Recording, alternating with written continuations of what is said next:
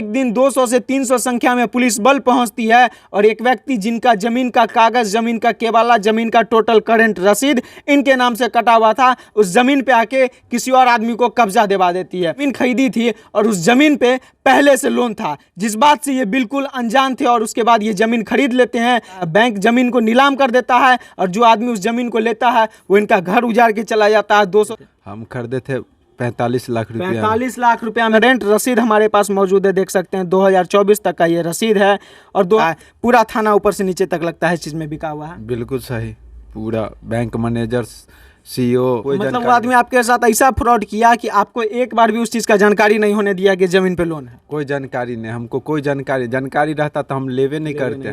प्रशासन उनके ऊपर कार्रवाई करता है कि तुम जब तक लोन नहीं चुकाए तब तक इस जमीन के टुकड़े को तुमने कैसे बेच दिया, लेकिन प्रशासन आती है 200 पुलिस बल लेके और इनको उखाड़ के वहां से फेंक देती है। बिहार के अंदर जमीनी विवादों में आए दिन हत्याएं होती रहती हैं, आए दिन लोग जान गंवाते हैं और कई तरह का विवाद हो, पारिवारिक विवाद हो या दोस्त महम में, मोहल्लों में, समाज में, जमीनें की वजह से हर तरह का गोलीबारी, हर तरह का घटना देखने को मिलता है। कुछ इसी तरह का मामला समस्तीपुर से देखने को सामने आया, जहां एक दिन 200 से 300 संख्या में पुलिस बल पहुंचती है और एक व्यक्ति जिनका जमीन का कागज, जमीन का केवाला, जमीन का टोटल करंट रसीद इनके नाम से कटा हुआ था, उस जमीन पे आके किसी और आदमी को कब्जा दिवा देती है। न जाने इसमें सीओ की मिली भगत है या फिर बीडीओ की मिली भगत है या फिर थाना अध्यक्ष की मिली भगत है। इसके पीछे की कुछ ऐसी कहानी है और हम आपको यह भी इसमें दर्शाएंगे कि किस तरह से गांव के लोग छोटी सी गलतियों के वजह से एक बड़े फ्रॉड का शिकार हो जाते हैं। अभी हमारे साथ एक व्यक्ति हैं जिन्होंने एक ज़मीन खरीदी थी और उस ज़मीन पे पहले से लोन था, जिस बात से ये बिल्कुल अनजान थे और उसके बाद ये ज़मीन खरीद लेते हैं, लेकिन बैंक का निर्देश ये होता है कि ज़मीन इनको खोना पड़ता है। बैंक ज़मीन को नीलाम कर देता है और जो आदमी उस ज़मीन को लेता है वो इनका घर उजाड़ के चला जाता है। 200-300 की संख्या में पुलिस बल वहाँ पर आती है और बहुत तरह का इसके पीछे राजनीति है, बहुत सारी मिली भगत है। बैंक के मैनेजर हो, सीईओ हो, बीडीओ हो, सब कोई ऊपर से नीचे तक बिक चुके हैं इस मामला में। हम इन्हीं से पूरा वाकया जानेंगे कि किस तरह से ये घटना हुई और इसके पीछे की क्या सच्चाई है। क्या नाम है आपका? मेरा नाम अजीत कुमार। किस साल में आप जमीन लिए थे और कहाँ पे लिए थे? 2019 में लिए थे, जनवरी में 2 तारीख को। कहाँ पे? मुक्तापुर स्टेशन के सामने। मुक्तापुर स्टेशन के सामने।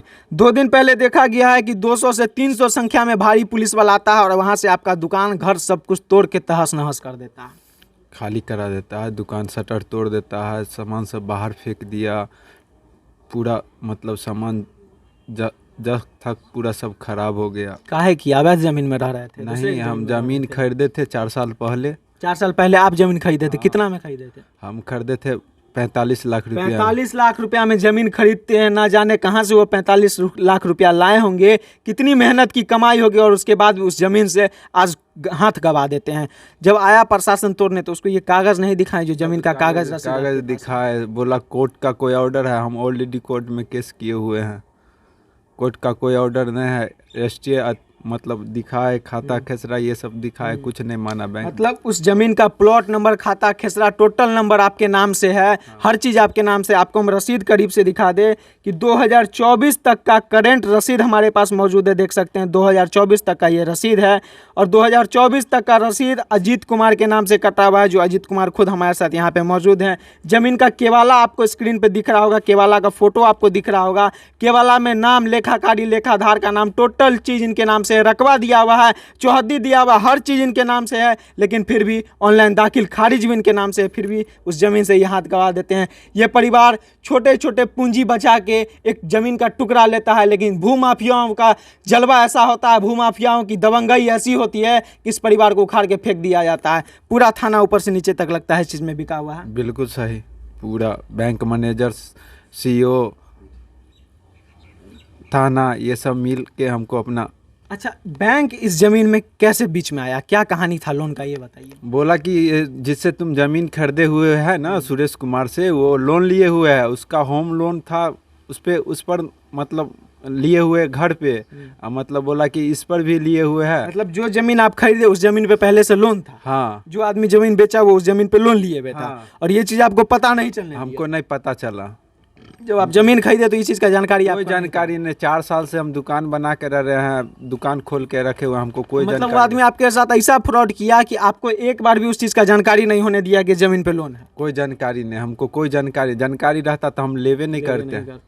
और अचानक से बैंक का नोटिस आता है और आपको उस जमीन से हटा दिया जाता है। हाँ, तो मतलब आपका 45 लाख रुपया भी वो आदमी ले लिया और आपका जमीन भी आपके जमीन पास नहीं भी रहा। चल गया। बताइए हम कहाँ, हम कोर्ट के लिए मतलब कोर्ट में गए हुए हैं ऑलरेडी, थाना कोर्ट अथी सब जगह दौड़ते हैं, मेरा अब न्याय। देखिए बैंक मैनेजरों की कितनी बड़ी मिली भगत है इस चीज़ में। जो आदमी जमीन का मालिक था वो जमीन को बेच दिया, लोन लिया पुराना मालिक और लोन चुकाया नया मालिक, जबकि इनका उस लोन से दूर दूर तो कोई रिश्ता नाता नहीं है। इस लोन का 1 रुपया भी ये नहीं जानते हैं। लेकिन गलती ये हो गई कि इनके साथ फ्रॉड किया गया। जब इनको वो ज़मीन बेची गई तो इनको बताया नहीं गया कि उस ज़मीन पे 40 लाख का या 45 लाख का या कितना का भी लोन है। अगर इनको पता रहता कि इस ज़मीन के टुकड़े पे लोन है तो वो ज़मीन ये नहीं लेते। अब बैंक वालों को ये चीज़ करना चाहिए था कि ज़मीन के जो मालिक हैं उनके ऊपर कार्रवाई की जाती, प्रशासन उनके ऊपर कार्रवाई करता कि तुम जब तक लोन नहीं चुकाए तब तक इस ज़मीन के टुकड़े को तुमने कैसे बेच दिया। लेकिन प्रशासन आती है 200 पुलिस बल लेके और इनको उखाड़ के वहाँ से फेंक देती है।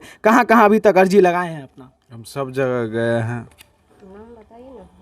थाना गए हैं, डीएम के यहाँ गए हैं, एसपी साहब के यहाँ गए हैं।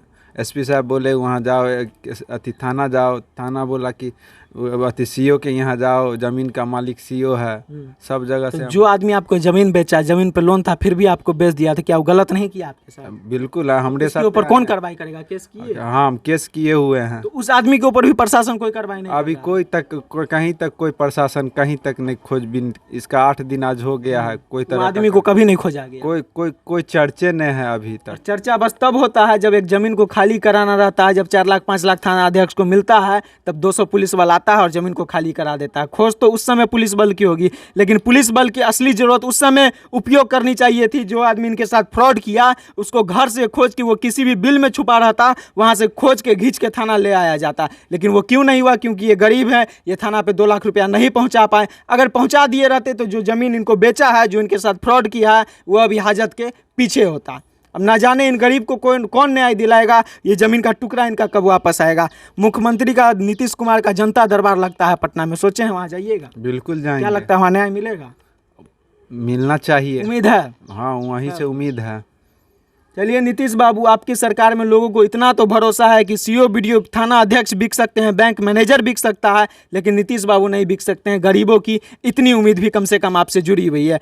अब देखते हैं कि इनका आगे का प्रोसेस क्या होता है। ये केवाला है हमारे पास ज़मीन का, पीछे ही रहिए, ज़मीन का केवाला है, ज़मीन का रसीद है, टोटल चीज़ अभी 2023 चल रहा है ना, 2024 वित्तीय वर्ष का रसीद इनके पास कटा हुआ है, इनके नाम से कटा हुआ है। लेकिन फिर भी बस एक बैंक के नोटिस की वजह से इनको ज़मीन से उखाड़ के फेंक दिया जाता है। ना इनका केवाला देखा जाता है, ना रसीद देखा जाता है, ना इनके नाम का दाखिल खारिज, कुछ नहीं देखा जाता। बस सीधा पुलिस बल आती है और इनको उखाड़ के फेंक देती है। पुलिस बल को उस आदमी पर कार्रवाई करना चाहिए, पुलिस बल को उस बैंक मैनेजर पर कार्रवाई करना चाहिए, इनके साथ धोखा कर रहा है।